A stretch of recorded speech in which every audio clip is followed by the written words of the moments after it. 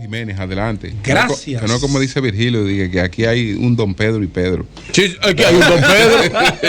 Cuando usted dice Don Pedro, Pedro CC. Cuando dice Pedro Jiménez, es Pedro Jiménez. Hay dos Pedro. Pero que hay uno que es Don Pedro. Pero Don puede ser por respeto. Por respeto. Entonces Pedro no se merece respeto. Por respeto en todos los sentidos. Además, que respeto en todos los sentidos. En todos. Porque en la profesión. A mí tú me mereces intelectual. A mí tú me mereces respeto. Un gran pensador. Para mí. Y a todo el país. Además, un invitado internacional, un colega que me que llena de honra este programa. Pedro no se siente mal, al contrario. Para nada. No. Adelante, Pedro. Don Pedro es después. Honor a quien honor merece. Buenos días a todo el panel. Bienvenido, camarada. Gracias, hermano y amigo, aliado. Hermano, aliado. Amigo y aliado. Eury Cabral, que me trajo un regalo que me llenó de mucha Desde emoción. Que lo vi en Inglaterra. Porque él miró, hazme un close-up aquí, ven. Mira qué belleza le traje. Los que tienen la cámara, ¿quiénes son? Aquí, ok. Desde que vi eso, Pedro Jiménez. ¿Usted sabe qué feliz no es este? Pues es por Leonel. Sí. No, León.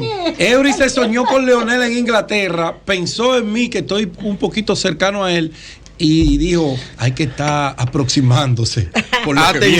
Atención a los números de la Lotería Nacional. Ayer, oiga esto,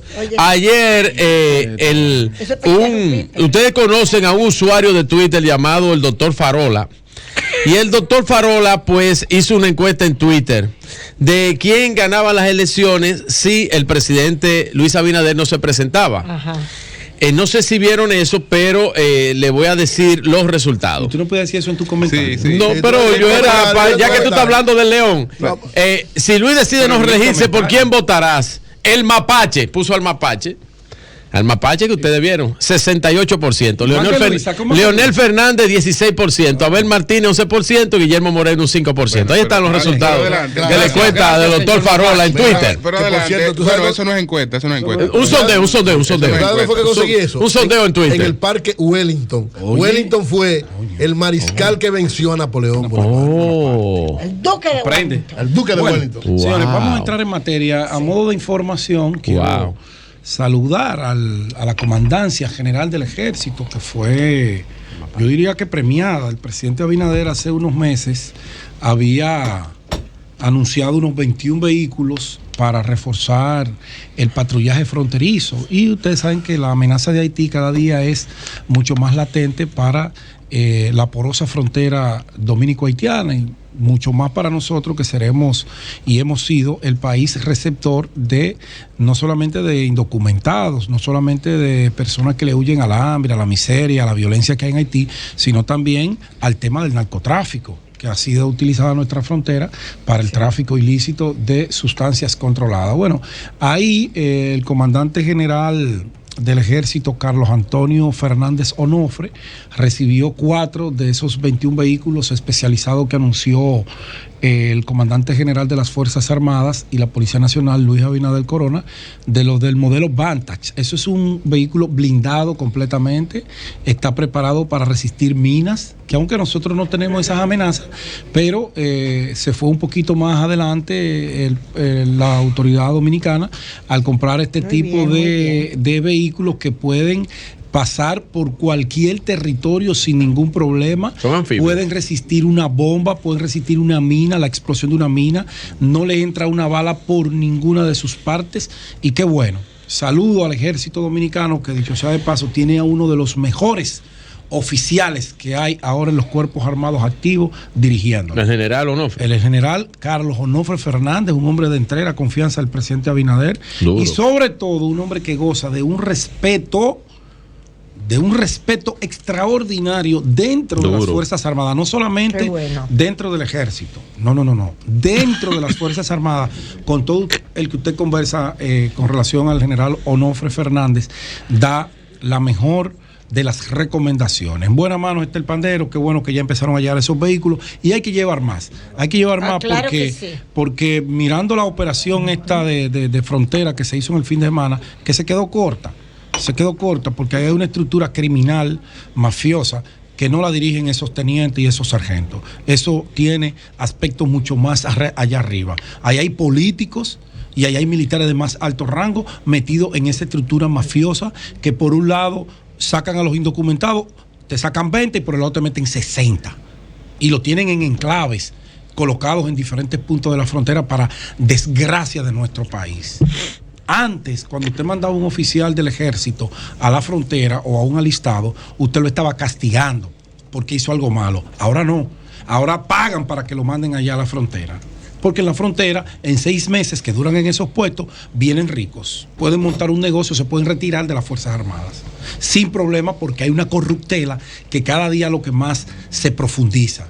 Ojalá y el comandante general del ejército, el mayor general Onofre Fernández, pueda dar en el enclave para destruir esa estructura que tanto daño le está haciendo a nuestro país, a nuestra seguridad interna, a nuestro presupuesto de salud, a nuestra convivencia pacífica con los haitianos. Ojalá, porque son muy malos dominicanos los que se dedican a esa mala práctica, una práctica azarosa, jugando con la vida de las personas, pero no solamente jugando con la vida de las personas en ese trasiego peligroso que conlleva pasar ese río y esa parte inhóspita de nuestro país y de Haití, sino que le meten aquí una altísima carga en todos los servicios que están para los dominicanos, que no alcanzan para nosotros y hay que repartirle un 40, un 60% a ellos, sobre todo en materia sanitaria. Y no solamente vienen los hambrientos, también vienen criminales que se nos meten aquí en el país a aumentar el aparato delictivo que ya nosotros tenemos. Ojalá y esa estructura pueda ser desmantelada por completo, porque ahí hay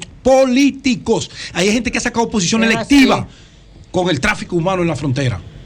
Ahí hay gente y todo el mundo en la frontera sabe quiénes son. Porque esas empresas de autobuses se especializan en eso. Claro que sí. Empresas de autobuses que sí, viven traficando con ilegales. Claro. Y no le duele nada. No le duele nada sacar cuartos y explotan también a los ilegales, cobrándoles los cuartos. Y el país no les importa nada. Bueno, en otro tema, en el ámbito internacional, la autoridad, el Departamento de Estado, autorizó la extradición del expresidente Alejandro Toledo. ¿Te recuerdan a Alejandro Toledo? Sí. Ya, lo trataron en Estados Unidos. Que estaba residiendo por muchos años después que abandonó la presidencia en los Estados Unidos. De hecho, es un hombre que fue formado en Estados Unidos en materia económica. ¿Quién? Uno de los pensadores más grandes de Perú, Alejandro Toledo. Ah, sí, sí. El expresidente Toledo. Universitario en una de las prestigiosas universidades de Estados Unidos. Estudió en Harvard, egresado de Harvard. Hoy sale la noticia de que luego de diligencias que había hecho en torno a la solicitud para que sea extraditado a la justicia por parte de la justicia peruana, pues Estados Unidos, el Departamento de Estado autorizó ya la extradición hacia Perú para que el expresidente Toledo vaya a responder por temas de corrupción y colusión durante su mandato. El lío que tiene se mete también con lo de Toledo. Es que eso venía hace mucho tiempo, que esa solicitud se había hecho y Alejandro la había, había movido para que no postergarla, pero parece ser que pero carajo, ya Perú ahora. Perú debería concentrar su liderazgo político, en vez de encarcelarlo, a ver cuál de ellos puede ayudarlo a salir hacia adelante. Buscar la experiencia, buscar la integración, buscar la unidad, para buscar una gente que pueda gobernar al Perú, porque ese desastre no puede ni debe continuar, porque no le conviene a Perú, ni le conviene a la región. Así es. Ni le conviene a la región. Pero ya ahí está esa autorización, vamos a ver cómo le va al presidente Toledo. Julio, ahorita, hablaba del tema inflacionario, hablaba de los mecanismos que se establecieron para contrarrestar los altos índices inflacionarios que se estaban mirando no solamente en República Dominicana, sino en toda la región. Se establecieron medidas que desde el punto de vista de los economistas son las más adecuadas para detener la ola inflacionaria que estábamos viviendo. Y siendo justo, podemos decir que sí, que se logró de una manera u otra parar esa ola inflacionaria. Ahora, del otro lado, ese retiro sustancial a través de las políticas monetarias del alza de la tasa provocó también un aumento directo en lo que son los productos que ofrecen a sus clientes los bancos comerciales, que son los préstamos.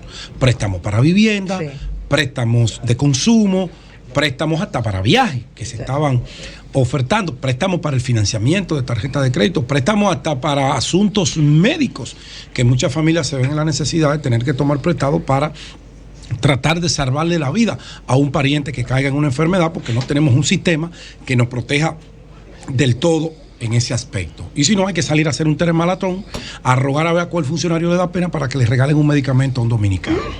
Así es que estamos. Entonces, ¿qué ha ocurrido? No se sabe si la cura fue más grave que la enfermedad, porque ahora hay una ralentización de la economía, que usted no encuentra un peso en las calles, y el griterío de la gente cuando acude a los supermercados dice, bueno, se paró el alza, pero el tema es que como yo tengo que pagar mi vivienda, como yo tengo que pagar el colegio de mis hijos, como yo tengo que pagar el financiamiento de mi tarjeta de crédito, como yo tengo el mismo salario que ganaba antes de que me aumentaran las tasas en el banco cuando tomé el préstamo para mi vivienda, ahora yo gano menos de la mitad de lo que ganaba antes. Mi poder adquisitivo, aunque la inflación se detuvo, no volvió a los niveles antes de la pandemia, pero sí evitó que eso se fuera de las manos como se prevía que podía irse. Pero entonces la gente lo que está ahora padeciendo es de una inconsistencia económica, porque lo que consigue no les alcanza para resolver los problemas que ellos tienen. No para la canasta familiar, no para comprar el primer quintil de la canasta familiar, no. Que muchas familias que nosotros conocemos, muchas familias en la República Dominicana, el presupuesto que tenían entre mamá y papá, que ganaban un salario de 60, 70 mil, 75 mil pesos entre los dos, porque vivimos en un país de salario de miseria, vivimos en un país en donde el empresariado entiende que aumentar el salario de sus empleados, que son los que generan los mismos bienes y servicios que ellos producen, es dejar de ganar. Oigan, ¿qué criterio tenemos? El criterio rentista de la colonia. Todavía vivimos con él. Entonces, ¿qué está pasando? Paramos inflación, pero la gente no les alcanza el dinero que gana para comprar los bienes y servicios que necesita para vivir, para sostenerse, para mantenerse. Y por eso yo digo que la cura del tema inflacionario puede ser más caro que la enfermedad. ¿Cuántas ferias de vehículos se hacen aquí al año? ¿Cuánto anuncian nuestros bancos comerciales que se venden en vehículos y en dinero que se financian en esas ferias comerciales? Miles de millones de pesos. ¿Y quiénes ustedes creen que compra eso? Es la clase media, es la clase empleadora. Entonces, cuando esa gente compra ese vehículo, que lo compró a una tasa de un 8%, y ya al primer año la tasa va por un 12%, tiene obligatoriamente que ir a entregar ese vehículo. Pierde el inicial que dio y pierde todo lo que ya ha pagado, porque no le alcanza y hay una prioridad. Y la prioridad es los muchachos en la escuela, en el colegio, y la prioridad debe ser comer. Entonces yo les recomiendo a las autoridades... Una de las peores inversiones que puede hacer una persona de clase media vulnerable es comprar un vehículo nuevo. Porque de las peores de la historia. Eso es correcto. Sí, pues tú pagas el vehículo todos los días se deprecia, hay una depreciación. Claro. Y tú tienes que seguirlo pagando. Y al segundo mes ya no genera ningún tipo de emoción en ti. No, ya. Está bien. Entonces vienen los gastos complementarios, mantenimiento, eso es correcto. Pero es verdad. No, porque te tienen atado. Entonces, cuando tú ves todos esos elementos, sí. Aquí todo el que compra una vivienda la compra financiada. No importa el calibre. Hasta el penthouse más caro que usted vea que se compra aquí, se compra con un financiamiento. Entonces, cuando tú compras esa unidad que hoy tú pagabas un 8%, que tú pagabas un 10%, que tú pagabas un 12%, y ahora tú tienes que pagar un 13% para conseguir ese financiamiento donde te lo dan más barato, automáticamente eso va a afectar tu calidad de vida, porque hay una disminución, porque el salario sigue igualito. Entonces, no importa que se pare la inflación, si lo que yo necesito para vivir no me alcanza, porque los préstamos, fruto de esa paralización de la inflación, me ha disminuido mi capacidad de consumo, mi capacidad de compra. Pero ¿qué pasa?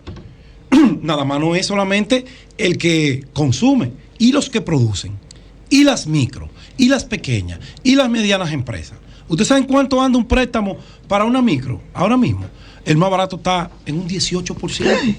No es fácil. Cuando yo le hablo de un 18%, es que si usted toma $1 millón de pesos prestados, solamente de intereses por mes, usted va a pagar 18,000 pesos por 1 millón de pesos. Pero si toma 2 son 36,000. Pero si toma 3, multiplíquelo por 3. Bueno. Entonces, ¿cómo va a ser competitiva la industria? ¿Cómo va a ser competitiva las pymes? Los salones de belleza, los colmados. No hay manera.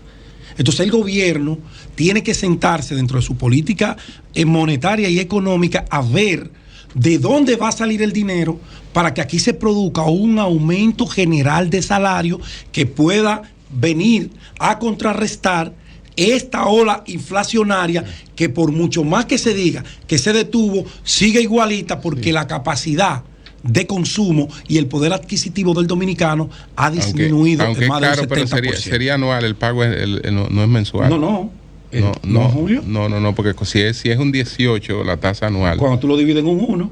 Tú lo divides. Uno y pico. Es un calcúlelo. Sí. Calcúlelo más. Porque son 12 meses y uno. 18 por 12. Pero que es un 18% anual. Anual. Por eso 1 y punto anual. Mensual es 1.5. 1.5 mensual. Por eso yo te hago, escúcheme, doña. Cuando tú le pones el desglose, 1.5 por 1 millón te va a 18,000. Exacto. ¿Tú entiendes? Son 18,000 pesos que tú tienes que sacar solamente de interés, que cuando te ponen la cuota de 25,000 pesos, más los seguros de ese préstamo, tú vas pagándole 2,000 pesos al capital de eso. Entonces, ¿cómo se puede ser productivo bajo esas condiciones? Pero entonces el último tablazo, doña Consuelo, para terminar, el tema de la energía eléctrica, que sigue siendo el principal dolor de cabeza del sector productivo nacional, sobre todo de las pequeñas y medianas empresas. Bueno. Si no hay poder adquisitivo, no importa que usted paralice la inflación, porque la inflación está dentro de la estructura que vivimos los dominicanos por el tema de los bajos salarios que se pagan. Cambio y fuera.